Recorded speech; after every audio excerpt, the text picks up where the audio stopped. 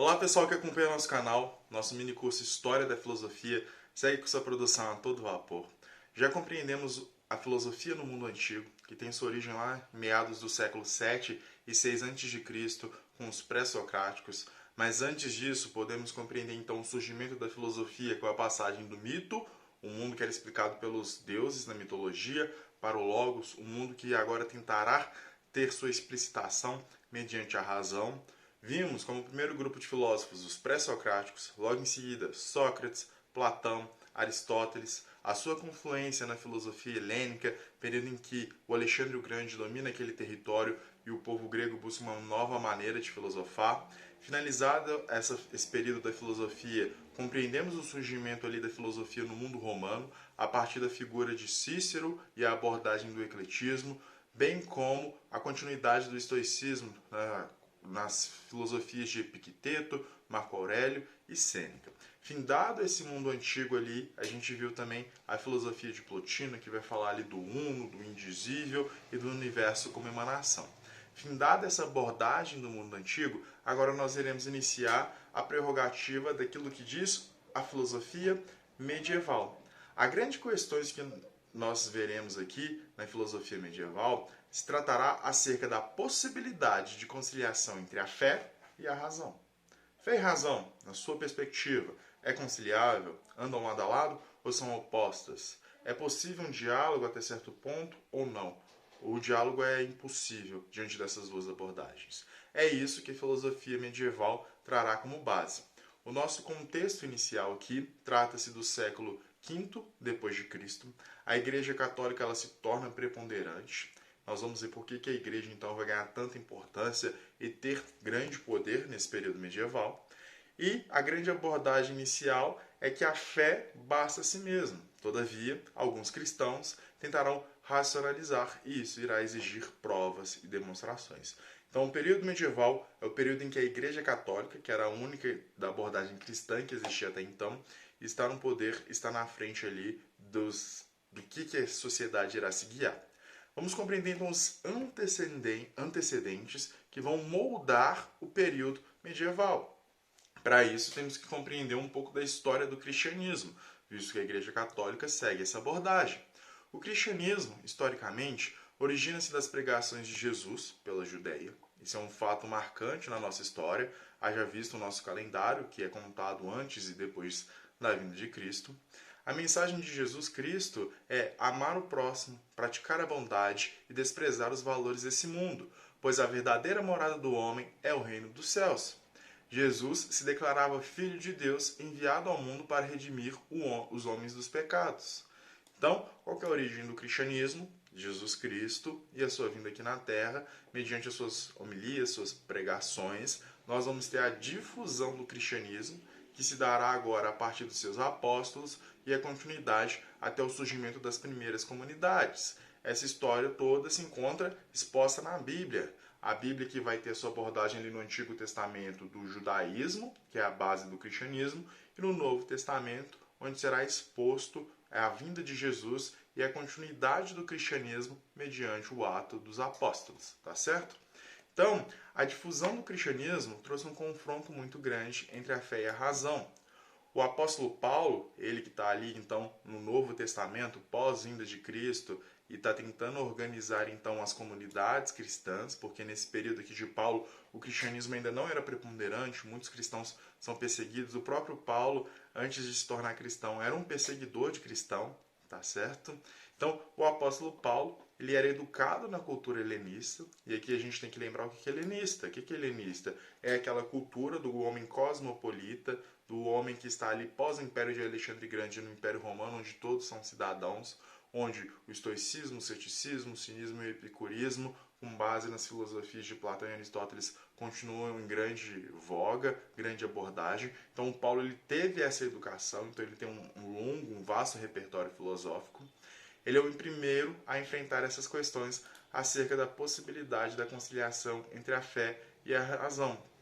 A gente observa isso ali na passagem do Novo Testamento, onde Paulo está em Atenas, no livro dos Apóstolos, apresentada essa passagem, e ele faz uma defesa ali do cristianismo, da importância Ele chega lá e fala assim: ó, atenienses, vocês que cultivam tão bem a questão do Deus, a questão do divino, só que vocês adoram muitos deuses. Deus é só um. Eu vim trazer essa mensagem para vocês. O texto vai falar que ele conseguiu convencer algumas pessoas da sua fé, mas muitos riram dele e não acreditaram naquilo que ele está falando. Esse diálogo de Paulo, que início em Atenas ele tenta convencer mediante o argumento, ele vai defender de outras maneiras. E lá no livro de 1 Coríntios e cartas aos Colossenses, Paulo também irá fazer uma defesa do cristianismo frente às abordagens filosóficas que necessitam da explicitação e demonstração racional. E o Paulo parece que ele vai se dividir, ora tornando a conciliação entre fé e razão possível, ou seja, há uma mediação entre esses campos, ora impossível, ora ou você acredita e a fé te basta, ou você está fora daquilo que o cristianismo prega. Nós podemos ver esse momento ali em Atenas, onde ele tenta argumentar, dialogar, e um segundo momento, onde ele coloca esse confronto. Olha, a fé é isso, é pela fé que vem a salvação. Se vocês não crerem, vocês não estarão no reino dos céus. Então é um momento de confronto. Isso continua e a gente tem as escrituras mais a interpretação. E aqui vai se destacar o Evangelho segundo São João, que traz a ideia de que no princípio era o verbo. Olha essa abordagem tão importante no Evangelho de João. E o verbo, se a gente voltar lá nos gregos e numa abordagem filosófica, ele está muito vinculado ali ao logos. Então, alguns intérpretes tomam a ideia do verbo como logos, consequentemente, tornam possíveis as aproximações entre a filosofia e o cristianismo. Lembram-se aqui de Plotino, por exemplo, olha, o logos, o princípio é o uno, do uno vai emanar suas ideias e depois os vários graus de ser, há um logos, há uma ordem, há uma razão. Olha Platão aqui aparecendo mais uma vez. Então, há a interpretação de que filosofia e cristianismo podem dialogar. Todavia, lá no século 150 e 215 depois de Cristo, quando as comunidades cristãs então elas estão se assentando, elas estão se organizando ali, Clemente de Alexandria introduz uma série de termos gregos e, portanto, filosóficos na linguagem cristã. Dentre eles se destacam gnosis, que significa conhecimento, que futuramente dará a base da criação da seita dos gnósticos. Então, a teoria, o pensamento, a ideologia cristã que, diante da construção do tempo e da figura dessa pessoa, que é o Clemente de Alexandria, ali no século III, vai receber vários termos gregos. A linguagem grega, por excelência, ela está vinculada à filosofia. Olha o termo aí, gnosis, conhecimento. Então, aqui a gente verá mais uma possibilidade de aproximação entre esses dois campos. E, já lá no século IV, a gente vai ver a queda do Império Romano, que era o império que dominava tudo, e a sua divisão.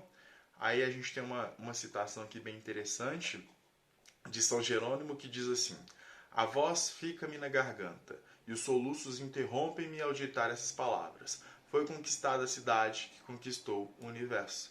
Ou seja, os romanos eles tinham muitas batalhas ali com o que eles chamavam de bárbaros. Bárbaros são todos aqueles povos que não falavam latim de Roma e apresentavam ideias contrárias ao Império Romano, então tiveram muitas guerras.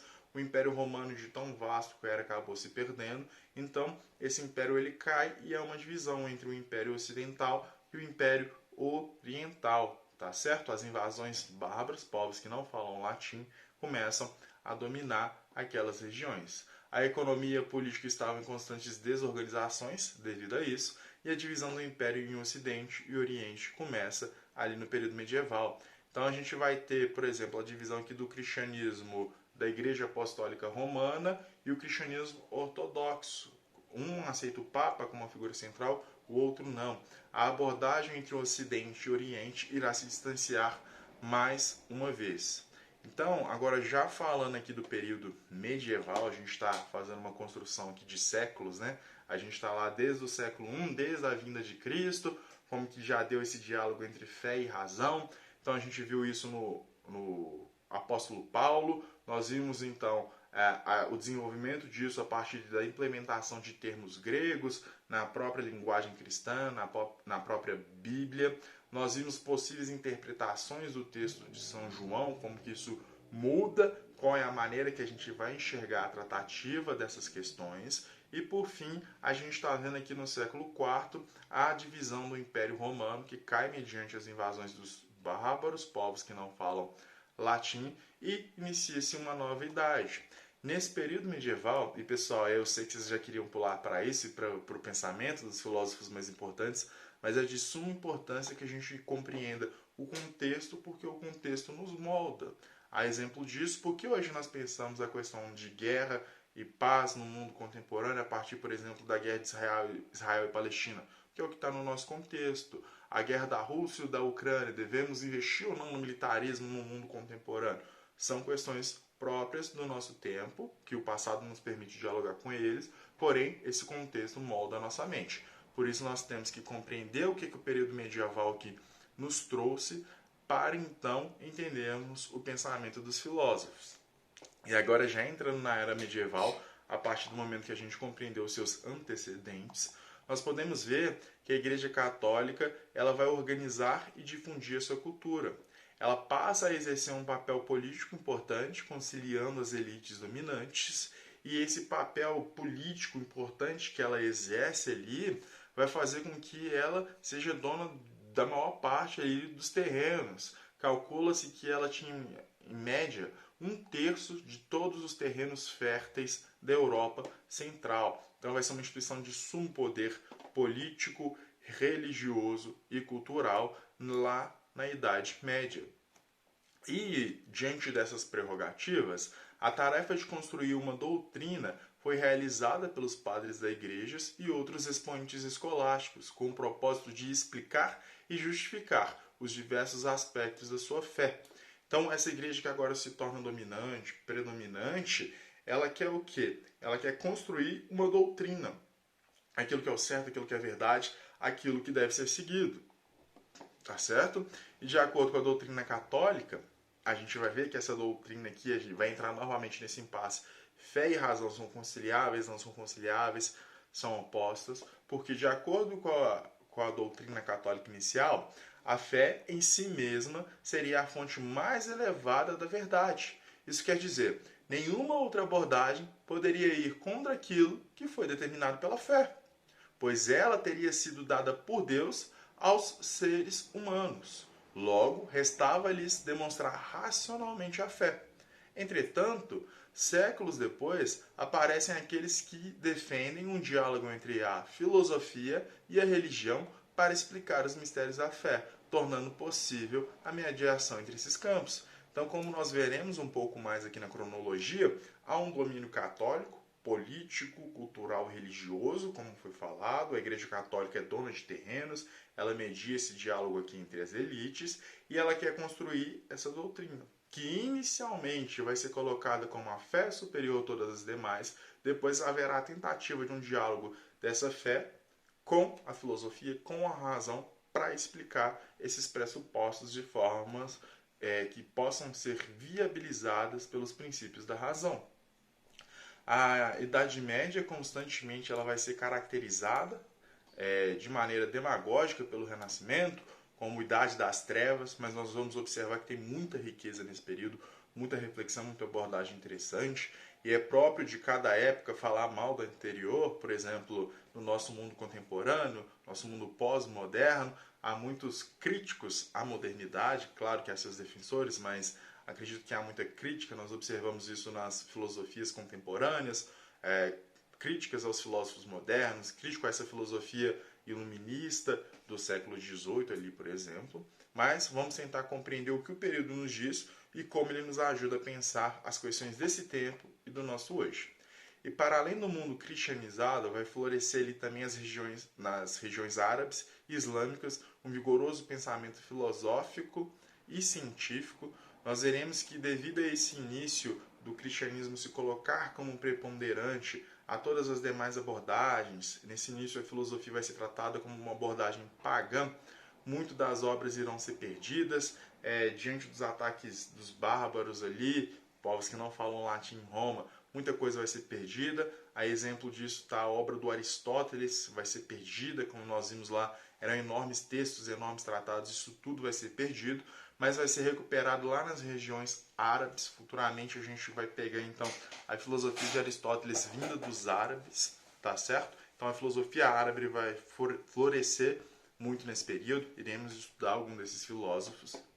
E o Ocidente cristão vai acumular então futuramente cópias dessas traduções e comentários dos textos antigos e vai criando as bases para a formação de um pensamento original. Então nós teremos aqui a patrística, a escola dos santos padres, e a escolástica, que vai ganhar corpo sobretudo nas universidades. Nesse período irão ser fundadas as universidades, que irá fornecer alguns dos temas do Renascimento.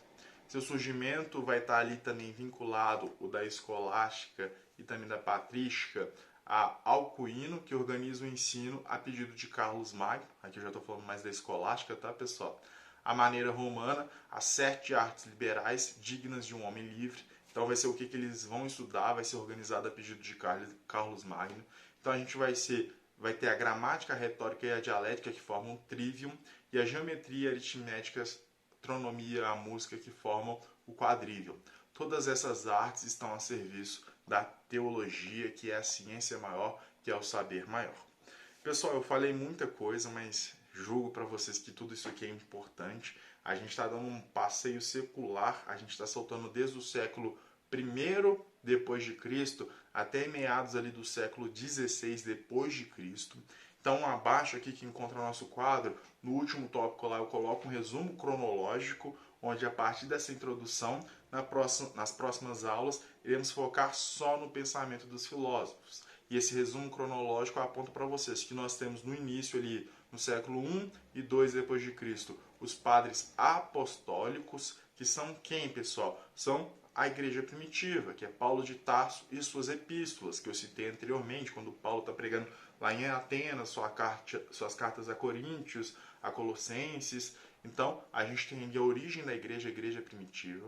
Logo em seguida, do século I e II depois de Cristo, dos padres apostólicos, teremos os padres apologistas, que estão ali no século III e IV depois de Cristo, e eles defenderão o cristianismo frente à filosofia pagã. Então, olha, a filosofia pagã é essa abordagem que eu falei para vocês, que somente a fé que salva, somente a fé que leva à verdade.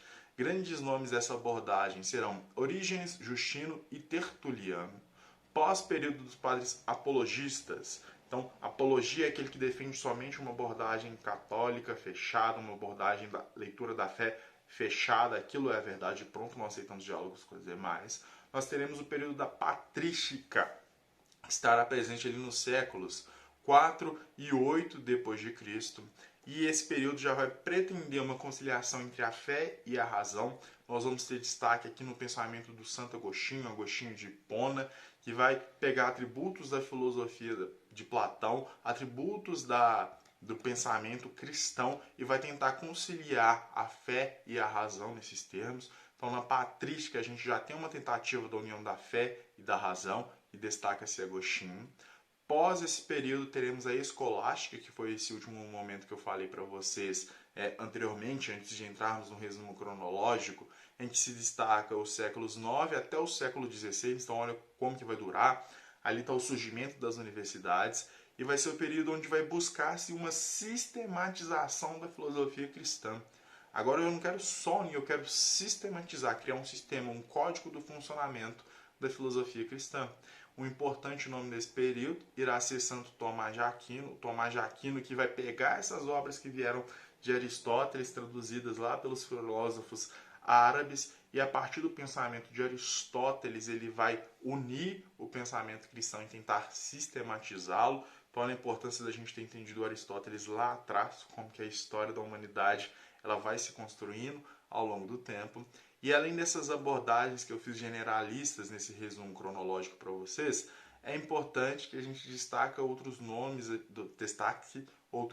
que eu não citei nesse grande resumo, mas nós iremos trabalhar eles, que vai ser a filosofia árabe, sobretudo a partir de Avicena, Averroes e Maimônides. Então são filósofos importantíssimos, trazem reflexões riquíssimas, ligadas imprescindivelmente a essa temática da fé, da razão, de como que o homem deve agir, e também de Guilherme de Ockham, que vai ficar conhecido como a navalha de Ockham, porque ele vai fazer uma grande crítica, aqui a gente vai ver um pouquinho ali do ceticismo reaparecendo, a abordagem humana de conhecer. Ou seja, será que razão e fé andam lado a lado, ou a fé é um salto no absoluto que a gente tenta pegar algo, mas mediante a razão é impossível? O Guilherme de Ockham vai trazer essa crítica pra gente. Pessoal, espero que essa aula de contextualização tenha ficado compreensível. Estamos agora no período da filosofia medieval e vamos discutir, sobretudo, fé e razão. São conciliáveis ou não? Até que ponto uma anda com a outra? Até que ponto elas andam separadas? A partir da reflexão dos filósofos, iremos compreender os seus pontos de vista, e aqui vai entrar a criação, a ação, a forma de viver. E claro, convido que vocês embarquem nessa jornada conosco e eleve a sua compreensão de mundo também. Ou seja, o que você pensa de tudo isso? Obrigado pela atenção, até a próxima aula.